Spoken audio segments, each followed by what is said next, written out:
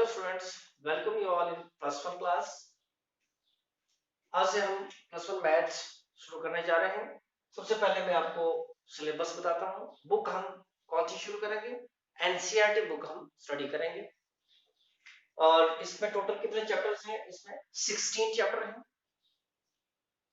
मैं आपको बताऊंगा सबसे पहले कि किस चैप्टर में से कितने मार्क्स का आता है, कितने क्वेश्चंस आते हैं।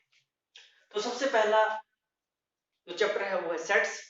इसमें से 3 क्वेश्चन आते हैं, 2 1-1 नंबर के और एक 3.5 नंबर का। सेकंड चैप्टर है हमारा रिलेशन एंड फंक्शन। इसमें से एक 1 नंबर का, एक 2 नंबर का और एक 3.5 नंबर का। 3 क्वेश्चंस आते हैं 6.5 नंबर के।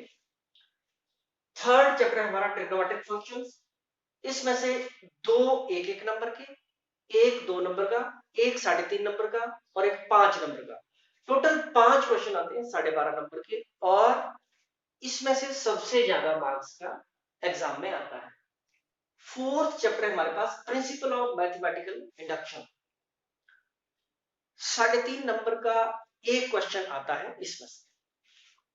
फिफ्थ चैप्टर है complex number and quadratic equation.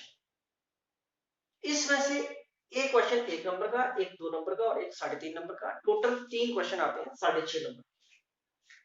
Sixth chapter है लीनियर इनइक्वालिटी। लीनियर इनइक्वालिटी में से एक क्वेश्चन आता है 3.5 नंबर।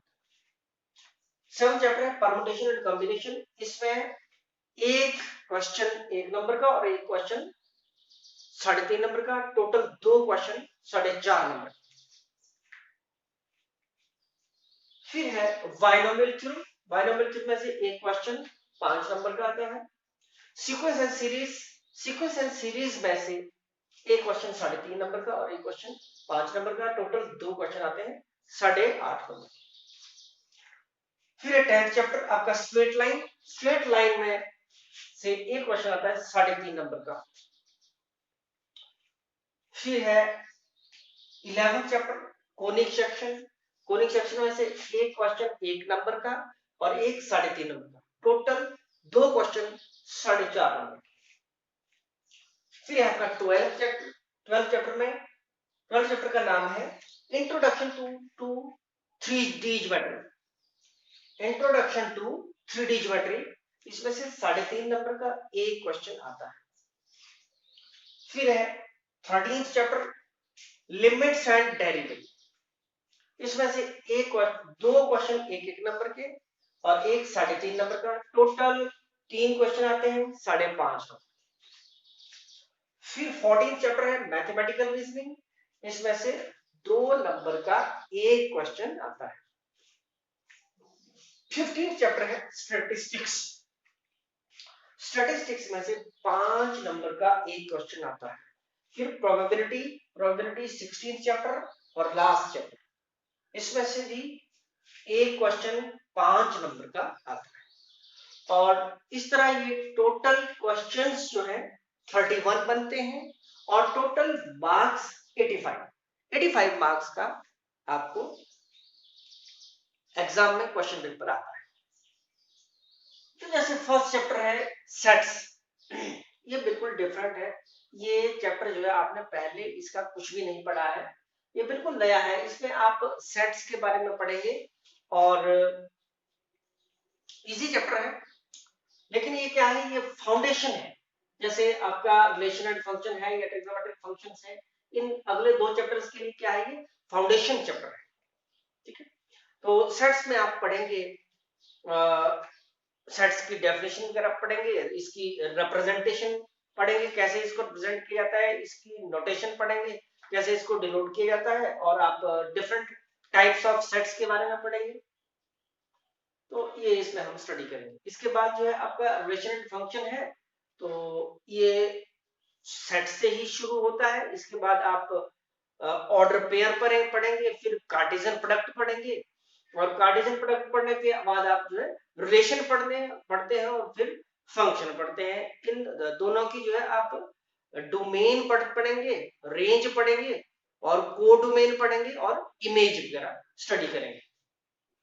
थोड़ा आपने शुरुआत जो है ट्रिग्नोमेट्रिक फंक्शन की 10th में कर ली हुई है। तो जो 10th में आप लोगों ने वैल्यूज वगैरह जानते हैं आप लोग, sine cos tan cot secant जो आपके ट्रिग्नोमेट्रिक रेशियोज हैं उनकी वैल्यूज पढ़ी है आपने 10th में। इसके अलावा जो है आप different types of functions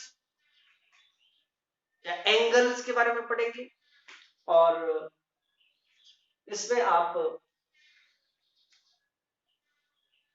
some of the angles and difference of angles study करेंगे। Principle of mathematical induction, principle of mathematical induction जो है ये एक मेथड है, ये एक मेथड है इंडक्शन मेथड। कैसे आप किसी चीज को जो है प्रूव करते हैं इंडक्शन मेथड के द्वारा। फिर है कॉम्प्लेक्स नंबर और आपका क्वाड्रेटिक इक्वेशन। एक्चुअली नंबर्स जो है आपने बहुत सारे किस्म के नंबर पढ़े हैं, जैसे नेचुरल नंबर। जैसे भी हम काउंटिंग अगर हम शुरू करते हैं तो हम कहाँ से शुरू करते हैं, 1 2 3 4 5 यहाँ से शुरू करते हैं। अगर इसमें 0 ऐड हो जाता है, जहां से हम काउंटिंग शुरू करते हैं उनको हम नेचुरल नंबर बोलते हैं, जैसे 1 2 3 4। इसके अलावा अगर इसमें 0 ऐड हो जाता है तो इसमें अगर 0 ऐड हो जाता है तो क्या होता है, होल नंबर बन जाता है। अगर इनके हम नेगेटिव नंबर्स भी ले ले तो ये क्या बन जाता है, इंटीजर्स बन जाता है। और इंटीजर्स के जो बीच के नंबर होते हैं, जैसे 0 और 1 के बीच, -1 और -2 के बीच जितने भी नंबर्स होते हैं वो क्या होते हैं, आपके रैशनल नंबर्स। और इनके बीच में कुछ इरेशनल नंबर्स भी आते हैं। इन सभी नंबर्स को मिलाकर के क्या बनते हैं, रियल नंबर बनते हैं। तो रियल नंबर तो चलो आपने पढ़े हुए पहले। इसके अलावा इसके बाद का जो कंसेप्ट है वो है complex number. Concept of complex number कहां से डेवलप हुआ, जैसे आपने 10th तक ये तो सॉल्व किया है, जिस तरह for example x square -4 is equal to 0, ये तो आपने सॉल्व किया है। या x square -16 is equal to 0, ये भी आपने सॉल्व किया है। लेकिन आपने ये सॉल्व नहीं किया है x स्क्वायर +4 या x स्क्वायर +16, इस तरह के आपने सॉल्व नहीं किया है। तो यहां से ये चीज डेवलप होती है कॉम्प्लेक्स नंबर। और क्वाड्रेटिक इक्वेशन भी आप लोगों ने पहले की है, लेकिन यहाँ पर भी अंडर रूट के अंदर नेगेटिव वैल्यू आती है जो कि कॉम्प्लेक्स नंबर होती है। तो इसके बाद जो है लीनियर इनइक्वालिटी। लीनियर इनइक्वालिटी में आप इक्वालिटी जैसे लीनियर इक्वेशन आपने सॉल्व की है, तो यहाँ पर इक्वेशन की जगह इनइक्वेशन, इनइक्वालिटी क्या होती है, जैसे लेस देन और ग्रेटर देन, वो सॉल्व किए। इसमें linear inequality in one variable and linear inequality in two variables आप सॉल्व करना सीखेंगे। और permutation and combination, permutation bank में कुछ आपने कैश जो है डिपॉजिट करवाना है या फिर निकालना है, उसके लिए आप लाइन में खड़े हो जाते हैं बैंक के बाहर। तो आप सभी कितने नंबर ऑफ वेज में आप लोगों को 5 के 5 को कितने नंबर ऑफ वेज में अरेंज किया जा सकता है, इसको हम जो है परमुटेशन कहते हैं। और आप 5 में से कौन सा एक अंदर जाएगा, इसको सिलेक्ट करने को क्या कहते हैं, कॉम्बिनेशन कहते हैं। तो ये था आपका परमुटेशन एंड कॉम्बिनेशन। इसके बाद बाइनोमियल थ्योरम है। बाइनोमियल थ्योरम जो है, जैसे आप लोगों ने पढ़ा है पहले a+b होल स्क्वायर, उसका फार्मूला भी आप जानते हैं, a+b होल क्यूब, उसको भी, उसका भी आप फार्मूला जानते हैं। और a+b whole raise to the power 4 हो जाए तो उसको भी आप सॉल्व कर सकते हैं। और a plus raise to the power 5, उसको भी आप मल्टीप्लाई करके सॉल्व करने की कोशिश करेंगे। कैसे करेंगे, जैसे a+b raise to the power 3 और 2 करके कर सकते हैं, और फिर इनको बोलेंगे, फिर इनको मल्टीप्लाई करेंगे, लेकिन थोड़ा सा जब एक्सपेंड करेंगे तो टाइम ज्यादा लग जाएगा। इस तरह जो पावर जो है a+b की होल जो पावर है वो बड़ी होती चली जाती है। जैसे मान लो 7 है, 8 है, 9 10 है, तो ये फिर आप सॉल्व नहीं कर पाते। इसके लिए जो है हम बाइनोमियल थ्योरम स्टडी करते हैं, और बाइनोमियल थ्योरम में हम इसको एक्सपेंड करना सीखते हैं, कैसे एक्सपेंड किया जाता है, जितनी बड़ी पावर होती है उस बाइनोमियल थ्योरम उसमें अप्लाई करके उसको एक्सपेंड किया जाता है, और उसको उसमें से कोई भी बीच वाली टर्म, मिडिल टर्म हम निकाल सकते हैं, या मान लो आपने 13th टर्म निकालनी है या 15th टर्म निकालनी है, तो वो भी निकालना हम इसमें सीखते हैं। सीक्वेंस एंड सीरीज, ये चैप्टर जो है ये 10th क्लास से भी इंटर रिलेटेड है। जैसे एपी, अर्थमेटिक प्रोग्रेशन, जो है आप लोगों ने 10th में पढ़ी है, तो इसमें एक और चीज ऐड हुई, geometrical progression, AP GP, geometrical progression भी हम इसमें पढ़ेंगे, और अर्थमेटिक मीन, ज्योमेट्रिकल मीन, ये सब चीजें जो है इसमें स्टडी करेंगे। इसके बाद स्ट्रेट लाइन, स्ट्रेट लाइन जो है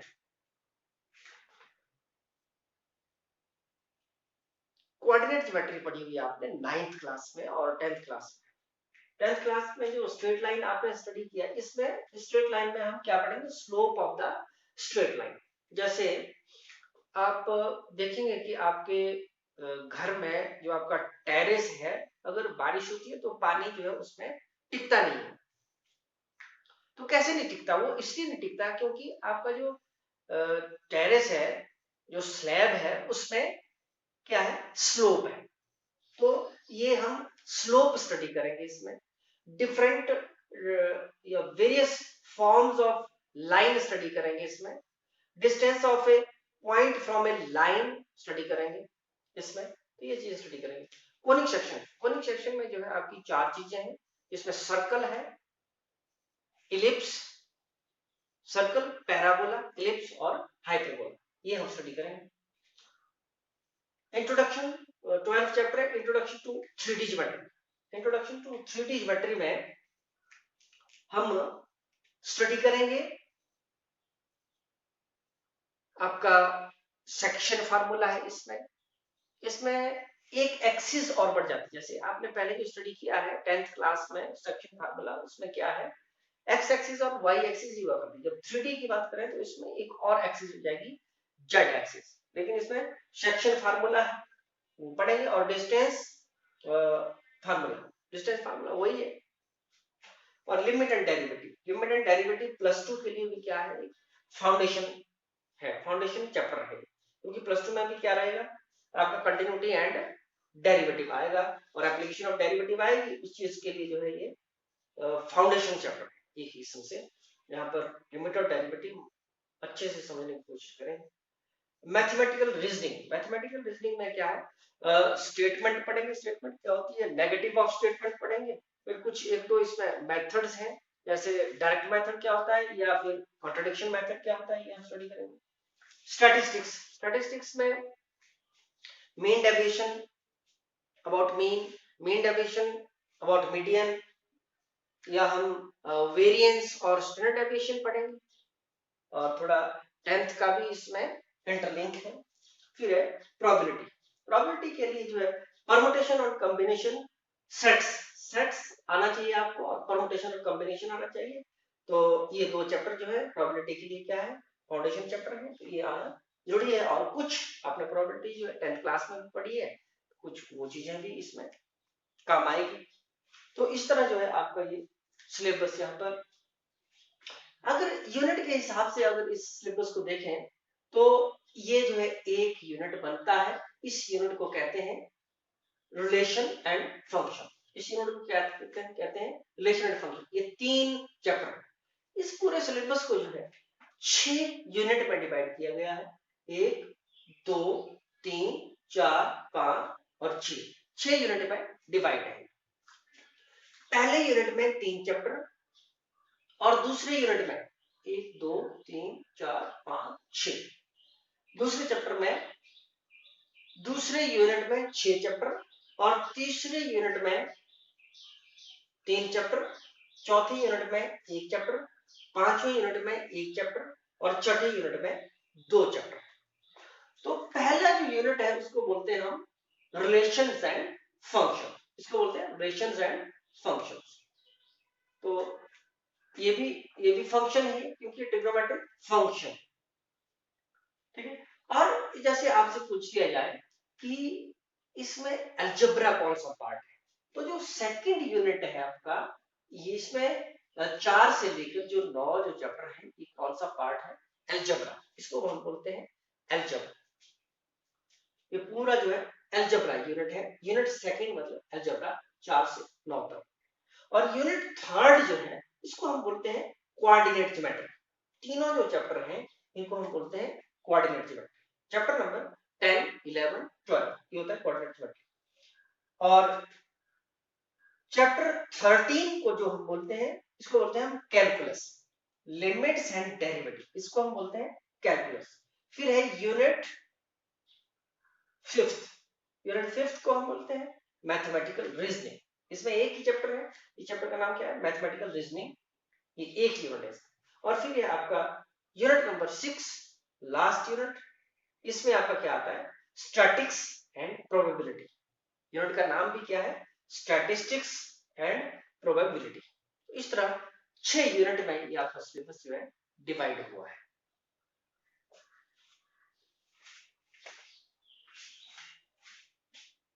स्टाइल है आपका वो किस तरह का रहता है, क्वेश्चन 1 to 10, 10 क्वेश्चन, एक एक मार्क्स के 10 नंबर। और क्वेश्चन 11 to 14 के 4 क्वेश्चन 2-2 नंबर के हैं, टोटल मार्क्स 8। और क्वेश्चन 15 to 26, 12 क्वेश्चन 3.5 ईच, ये 42 मार्क्स के हैं। और question number 27 to 31, 5 question 5 marks each, 25 marks. और इस तरह ये टोटल मार्क्स बनते हैं 85। ये आपका पेपर स्टाइल है, इस तरह का पेपर स्टाइल। आज हमने सिलेबस के बारे में स्टडी किया, आपके सिलेबस में कितने चैप्टर हैं और मार्क्स वाइज डिवीजन देखा कि किस चैप्टर से कितने मार्क्स का आता है और कितने क्वेश्चंस आते हैं। और साथ में आपने ये देखा कि पेपर स्टाइल जो है किस तरह का है, 1 से 10 जो क्वेश्चन है वो एक एक नंबर के होते हैं, और 11 से 14 नंबर जो क्वेश्चन है वो 2-2 नंबर के होते हैं, और 15 से 26 जो है वो 3.5 नंबर के होते हैं, और 27 से 31 जो है वो 5 नंबर के क्वेश्चन होते हैं।